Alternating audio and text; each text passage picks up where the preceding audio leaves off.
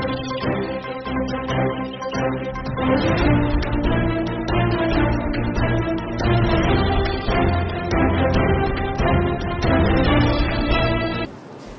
को नमस्कार।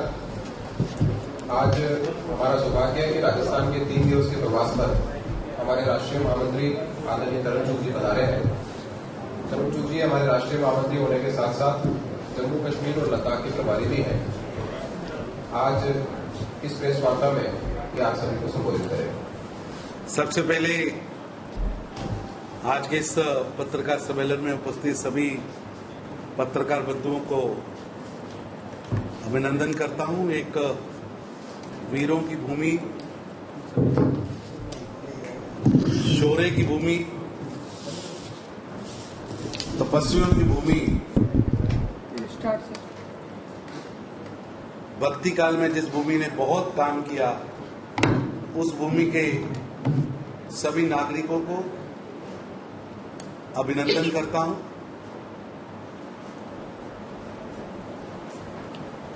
राजस्थान के इस 2 दिन के प्रवास में अभी मेरा दूसरा दिन भी आधा ही हुआ है। अलग अलग कार्यकर्ताओं से मिलना हुआ है, जनता से मिलना हुआ है।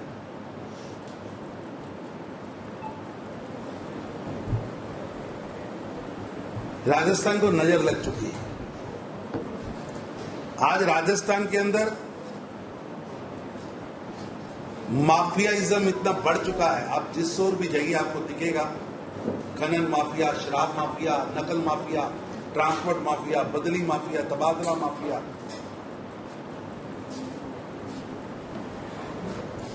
कुछ समय पहले तो लगता था कि माफिया इस सरकार की शरण में पनपना रहा है, लेकिन आज ऐसी परिस्थिति में पहुंच चुके हैं कि राजस्थान की सरकार को माफिया चला रहा है। ये माफिया संचालित कांग्रेस की अशोक गहलोत की राजस्थान की सरकार है जो हर फ्रंट पर फेल है।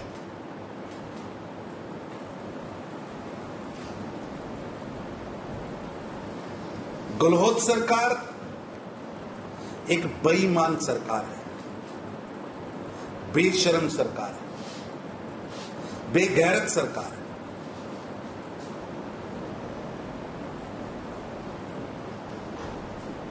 और ये मैं ही नहीं कह रहा, भाजपा ही नहीं कह रही, उनकी अपनी ही पार्टी के अंदर उनके विधायक, पूर्व मंत्री भरत सिंह जी ने जिस तरह खनन के मामले में सरकार पर आरोप लगाए और लगातार उनकी सरकार के मंत्री, चाहे वो राजेंद्र हुड्डा हो, वाजिब अली हो, गिरिराज जी हो, जोगेंद्र रवाना हो, भरत सिंह हो, वेद प्रकाश सोलंकी हो, सचिन पायलट हो, सार्वजनिक मंचों पर आकर अशोक गहलोत की कांग्रेस की सरकार को भ्रष्टाचार के कटघरे में खड़ा कर दिया।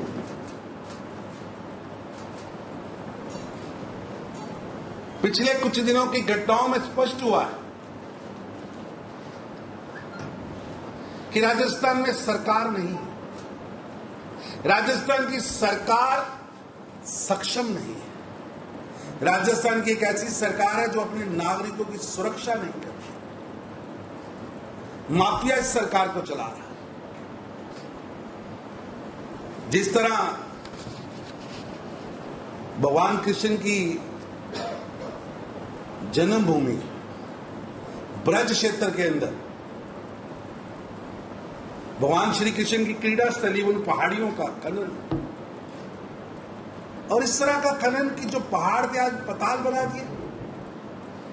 पूरे भारत से जो लोग भगवान श्री कृष्ण जी के प्रति श्रद्धा रखते हैं, करोड़ों भारतीय, विश्व के अंदर रहने वाले, विश्व के हर कोने में रहने वाले कृष्ण भक्त, इससे लगातार बार बार आवाज उठाने के बाद भी खनन माफिया के साथ पार्टनरशिप में चल रही थी सरकार।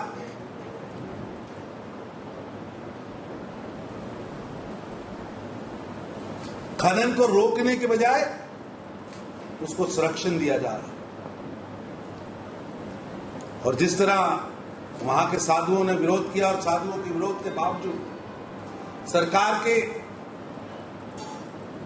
सिर पर जू नहीं रहेंगी। और साधु विजय दास जी की मौत, उनका आत्मदाह और करीब लगभग 551 दिनों से चलते आ रहे साधुओं के आंदोलन स्पष्ट हो चुका है कि किस तरह माफिया इस सरकार को कंट्रोल कर रहा है। ब्रज का वो पहाड़ी क्षेत्र, वो क्षेत्र जिसके पद पद पर भगवान कृष्ण जी के चरण पड़े, वो धरती जिसके साथ, जहां पर गोपियों के साथ, ब्रजवासियों के साथ भगवान श्री कृष्ण जी ने लीलाएं की, वो धरती आज साधुओं के खून से लाल हुई है, क्योंकि राजस्थान की गूंगी बहरी नासमझ अशोक गहलोत की सरकार माफिया के हाथ में चल रही है। ब्रजकोशी की आदि बद्री को पताल बना दिया गया है। वो 84 कोस की धरती को खनन माफिया के हाथ दे दिया गया। और जिस तरह की ये घटनाएं, और उसी तरह पूरे राजस्थान के अंदर अलग अलग स्थानों पर यहां के लोगों को डराया जा रहा है। पहले वहां से साधु महात्मा को बरसाना बता दिया जाता है। जिस तरह सा वो सारा चित्रण है, साधु विजयदास जी के मैजिस्ट्रेट के सामने बयान क्यों नहीं होने दिए? सरकार की मंशा स्पष्ट आती, नरसंग हत्या होती, उपद्रवी आकर दुकान के अंदर हत्या करते। सरकार हत्यारों को पकड़ने के बजाय उनकी जिनकी हत्या हुई है उनको ही कस रही है। दुकानें जलाई जा रही, खुलेआम नरसंहार हो रहे। सरकार पूरी तरह चरमरा चुकी है और ये सरकार केवल व केवल अपराधियों को शरण दे रही है। मैं हैरान हूं कि इन लगभग 43 दिनों की सरकार के अत्याचार की अगर लेखा जोखा निकाला जाए तो आज अगर पेपर लीक में कोई देश में इस सरकार की रेटिंग पर आए तो नंबर 1 पर राजस्थान की सरकार। परीक्षाएं रद्द कहां हो रही हैं? तो राजस्थान में। देश के अंदर बेरोजगारी सबसे ज्यादा कहां है? तो राजस्थान में। बेरोजगारी का हालात तो ये है कि सरकार ने कहा था कि हम बेरोजगारी भत्ता देंगे। बेरोजगारी भत्ता देना था 27 लाख बेरोजगारों को, लेकिन केवल 53,000 बेरोजगारों को भत्ता देकर राजस्थान के नौजवानों का मजाक उड़ाया।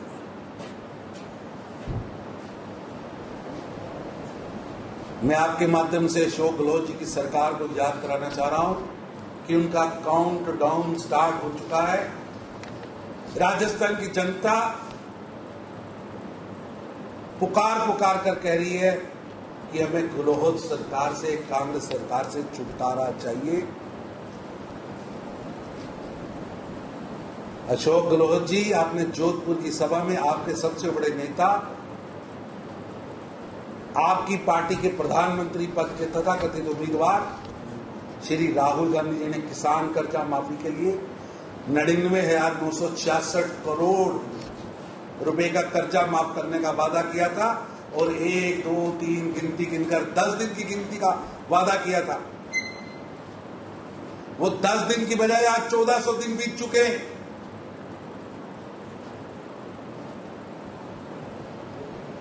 कहां है राहुल गांधी? कहां है प्रियंका गांधी? कहां है श्रीमती सोनिया गांधी? राजस्थान की जनता जानना चाहती है कि वो लोग कहां हैं, वो मैनिफेस्टो कहां है जिसमें आपने वादा किया था। एक भी वादा उस मैनिफेस्टो का पूरा नहीं हुआ और हालात ऐसे कि आपकी नाकाम नीतियां, जिसकी बदौलत जो 70 साल में 3,21,000 करोड़ रुपए कर्जा प्रदेश पर था, आज पिछले 3 साल 6 महीने लगभग 42 महीनों में वो कर्जा 1,56,000 करोड़ रुपया बढ़ गया, यानी 70 साल के कर्जे को 30% से ज्यादा कर्जा आपने पिछले 3 वर्षों में ले लिया। आपकी गलत नीतियां, आपकी 7 स्टार लाइफस्टाइल, एक तरफ लोग मर रहे हैं, आप जन्मदिन मना रहे हैं। आज तो स्टेट को ब्याज देने के लिए भी कर्जा लेना पड़ रहा है। जहां आपकी नीतियां अप्रभावशाली हैं, जहां आपकी सरकार हर फ्रंट पर फेल है, वही कांग्रेस के गहलोत सरकार के राज में महिला दुष्कर्म पर राजस्थान नंबर 1 पर पहुंचा है। ये मीरा की धरती, ये वीरों की धरती आज आपके कुप्रबंध के कारण महिला दुष्कर्म के मामले में आज राजस्थान नंबर 1 पर पहुंच गया। महिलाओं के अत्याचार पर नंबर 2 पर, दलितों पर अत्याचार पर नंबर 3 पर, साइबर क्राइम में राजस्थान नंबर 1 पर पहुंच गया है। मुझे शर्म आती है, ये वो धरती जिसपे बेरोजगारी से लड़ने के लिए बड़े बड़े वादे किए गए थे, आज लगभग 30 लाख बेरोजगार नौजवान इंतजार कर रहा है कि कब आप वादा पूरा करें। बेरोजगार निराश है, हताश है, आत्महत्याएं हो रही, बिजली का संकट है, पेट्रोल डीजल की कीमतों में आप पैसा कम करने को तैयार नहीं है। आज देश के अंदर पेट्रोल डीजल आपके साथ लगते मध्य प्रदेश, आपके साथ लगते हरियाणा, आपके साथ लगते उत्तराखंड, गुजरात, राजस्थान की जनता की जेब काटी जा रही है। और जेब काटने वाला कोई और नहीं, खुद यहां का सरकार है। मैं आज की इस प्रेस कॉन्फ्रेंस में अशोक गहलोत जी को याद कराना चाहता हूं कि जो वादे उन्होंने किए थे वो वादे पूरे करने का समय आ चुका है। आपकी सरकार के जाने का समय आ चुका है। आपका काउंटडाउन स्टार्ट हो चुका है और राजस्थान की जनता तैयार बैठी है सरकार बदलने के लिए। राजस्थान की जनता गहलोत साहब को बाय बाय कहने के लिए तैयार है। राजस्थान की जनता छुटकारा चाहती है ऐसी निकम्मी सरकार से। कल शाम को राजनीति से आपसे बात होने के बाद मीडिया के बहुत साइड पे आपने प्रेस कॉन्फ्रेंस आयोजित की, तो ऐसा लगा कि सिंपल भाषण से अलावा बहुत चीजें आई, लेकिन पेट्रोल डीजल की जहाँ तक बात है, जो आटा और जो खाद्य सामग्री पर जीएसटी लगाया गया, क्या उसमें कोई समझौता नहीं है? ऐसा है कि कांग्रेस विषय से चीजों को भटका रही है। चक्की से मिलने वाले आटे पे कोई टैक्स नहीं है, डेयरी से मिलने वाले दूध पर कोई टैक्स नहीं, हलवाई की दुकान से मिलने वाले पनीर पर कोई टैक्स नहीं।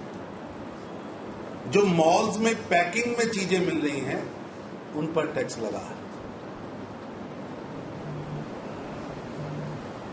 लेकिन गुमराह किया जा रहा,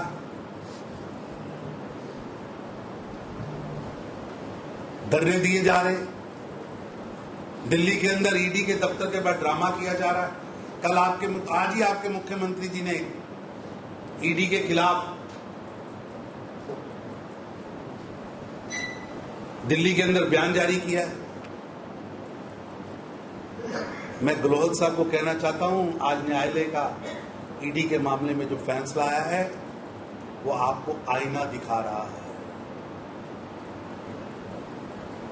आईना दिखा रहा है। महामंत्री जी डराने की बात आप कर रहे हैं। पूरा राजस्थान डरा हुआ है, आपसे राजस्थान कंट्रोल नहीं हो रहा और आप डरने डराने की बात कर रहे हैं। और मैं स्पष्ट करना चाहता हूं, लुटेरों को डर दिखना चाहिए। जिन्होंने देश का खजाना लूटा है उनको डर दिखना चाहिए।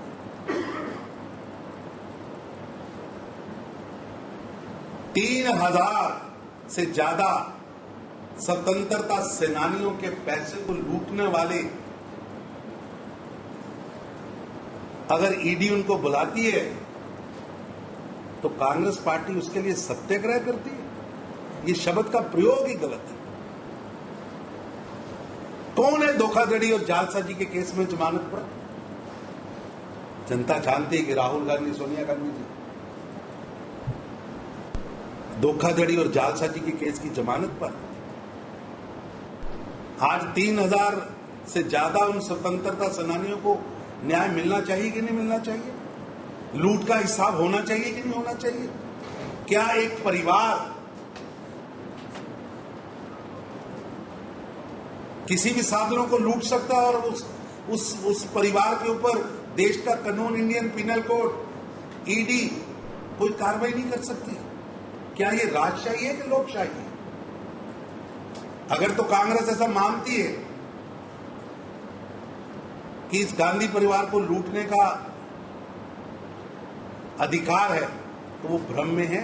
ये लोकतंत्र है, देश संविधान से, देश कॉन्स्टिट्यूशन से, इंडियन पिनल कोड से, कानून के मुताबिक चलेगा।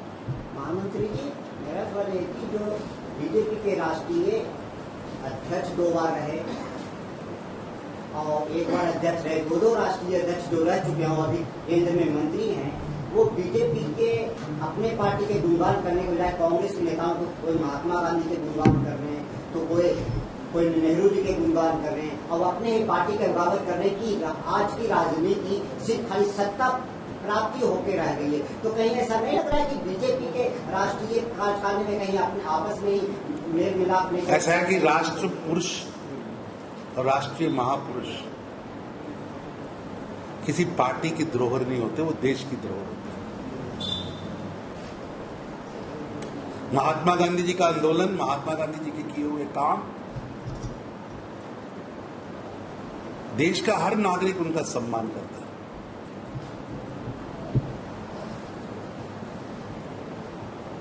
नेहरू पे तो आप लोग हमेशा भारतीय जनता पार्टी पूछते नजर आ रहे हैं, जहां वो तारीफ करते आ रहे हैं। वैसा किसी तरफ तो जीने दो। करें समाज भाई साहब, कोई और विशेष? भरतपुर को लेकर के आपने, हाँ जी, भरतपुर और अवैध खनन को लेकर के आपने कहा आज भी वहाँ साधु के पैर तोड़े गए हैं, शराब माफियाओं के तोड़े हैं, जबकि उसी खनन से जुड़े हुए जो साधु हैं उन्होंने वापस से आत्मदान की चेतावनी की है और बाकी मंत्रियों के खिलाफ भी एफआईआर दर्ज की है। क्या बीजेपी उन साधुओं का साथ देगी? ऐसा है, दुर्भाग्यपूर्ण है कि देश के अंदर ऐसी स्थिति बनी कि पवित्र भूमि, ब्रज की भूमि को बचाने के लिए साधु सत्याग्रह कर रहे हैं और सरकार जिसकी ड्यूटी रक्षा करने की थी वो गलोहत सरकार बख्शक बन गई। मैं साधुओं से निवेदन करूंगा, आत्मदाह तो नहीं करना चाहिए। वो आंदोलन कर रहे हैं, सरकार को जागना चाहिए और भी जो आंदोलनात्मक जगाने के तरीके होंगे वो सब किए जाए। एक सवाल और, बीजेपी ऐसी मंशा रखती है क्या जो अवैध खनन कर रहे हैं ऐसे लोगों के नाम उजागर करें कि यहाँ पर इन लोगों के अवैध खनन चल रहे हैं? बिल्कुल, हम उसके ऊपर एक रिपोर्ट जल्दी ही देने वाले हैं, आपके साथ शेयर भी करेंगे। पार्टी ने एक टीम वहां भेजी भी थी, वो टीम पूरी रिपोर्ट तैयार कर रही है, आपसे शेयर भी करेंगे। लेकिन राजस्थान की जनता को जागना होगा। रक्षक बख्शक बन चुके हैं और राजस्थान की अशोक गहलोत की सरकार बख्शकों के हाथ में, सरकार माफिया चला रहा है। ये दुर्भाग्यपूर्ण। तो ईडी की कार्रवाई 2000 कार्रवाई होती है 2 साल से 3 साल में, कांग्रेस का कहना है कि ईडी का मिसयूज हो रहा है, लगातार कांग्रेस का ये कहना है ईडी का मिसयूज किया जा रहा है। जो ईडी जो फाइल बना लेती है उसका फाइनल जवाब आज तक नहीं आता, मतलब लास्ट 8 साल में जो ईडी या 3 साल में जो कार्रवाई उसका फाइनल रिजल्ट नहीं आता। ऐसा भाई साहब, जो ईडी की कार्रवाई नेशनल हेराल्ड में हो रही है वो न्यायालय के आदेश पर हो रही है, भाजपा के नेताओं के आदेश पर नहीं हो रही है। और ईडी अपने आप में एक इंस्टीट्यूशन है और ये इंस्टीट्यूशंस के माध्यम से देश के धन को लूटने वालों को पकड़ा जा रहा है। ऐसा मत कहिए, आज चिदम्बरम साहब जेल यात्रा करके आए हैं, जिनके कुकर्म बोल रहे हैं वो भी जेल यात्रा करेंगे। न्याय इंस्टीट्यूशंस अपना काम करेगा, राजनीति कहीं भी उसमें हस्तक्षेप नहीं करेगी। आप एक बार नेशनल हेराल्ड का केस पढ़िए कि किस तरह एक जगह का मोतीलाल, एक जगह का सोनिया गांधी जी, एक जगह की राहुल गांधी जी एक अपनी ही यंग इंडिया कंपनी के राहुल गांधी को, सोनिया गांधी जी को और मोतीलाल वोरा जी को वो सोसाइटी सेल कर रहे हैं, जिस सोसाइटी को 3000 उन स्वतंत्रता सेनानियों के पैसे से बनाया गया था जिन्होंने अंग्रेजों के खिलाफ लड़ाई लड़ी। आज वो स्वतंत्रता सेनानी जो जिंदा होंगे या जो ऊपर चले गए होंगे, वो क्या सोच रहे होंगे कि कांग्रेस की इतनी दुर्गति हो गई कि उसकी नेतृत्व नेशनल हेराल्ड को हड़पने के लिए जालसाजी भी करते हैं, धोखाधड़ी भी करते हैं, और जब उस पर न्यायालय के आदेशानुसार ईडी कार्रवाई करती है, उसकी जांच होती है, तो जांच में रुकावट भी डालती है। क्या कानून का आदर है? क्या सोनिया गांधी जी, राहुल गांधी जी कानून का आदर कर रहे हैं? आप दूध का दूध, पानी का पानी होने दीजिए। आप किस बात का सत्याग्रह कर रहे हैं? क्या एक परिवार को छूट होनी चाहिए? कांग्रेस के नेता ये कह रहे हैं, दूसरी तरफ ये कह रहे हैं कि बीजेपी की सरकार जो है तानाशाह होती रही है पिछले कुछ सालों में और ऐसा ही व्यवहार कर रही है अपोजिशन के नेताओं के साथ जैसा अंग्रेज स्वतंत्रता सेनानी हो जाते हैं। ऐसा है कि दुर्भाग्य है कि वो अपने आप को स्वतंत्रता सेनानियों के साथ जोड़ रहे हैं। स्वतंत्रता सेनानी बहुत बड़ा शब्द है, लेकिन मैं एक बार पूछना चाहता हूं, नेशनल हेराल्ड पर जांच में रुकावट क्यों? अगर वह सच्चे हैं तो धरने क्यों? प्रधानमंत्री जी, एक सवाल और है कि अक्सर बीजेपी के बड़े नेता भी, आम जनता भी कहती कि बीजेपी को मात्र 2 नेता चला रहे हैं, या तो नरेंद्र मोदी या अमित शाह, बाकी तो कोई नेता बीजेपी में रहा ही नहीं। भारतीय जनता पार्टी एक लोकतांत्रिक पार्टी है और भारतीय जनता पार्टी में हर निर्णय पार्टी का फोरम लेता है। अभी हैदराबाद के अंदर पार्टी की राष्ट्रीय कार्य समिति की बैठक हुई है, जिसके अंदर 324 नेताओं ने बैठकर पार्टी के प्रस्ताव पास किए हैं और उसी तरह पार्टी के हर निर्णय पार्टी के अलग अलग फोरम तय करते हैं। और नरेंद्र मोदी जी हमारे नेता हैं। हमें इस बात पर गर्व है कि विश्व का सबसे बड़ा नेता, विश्व का सबसे ताकतवर नेता, दूरदर्शी नेता, भारत का नाम रोशन करने वाले नेता हम सबका नेता है।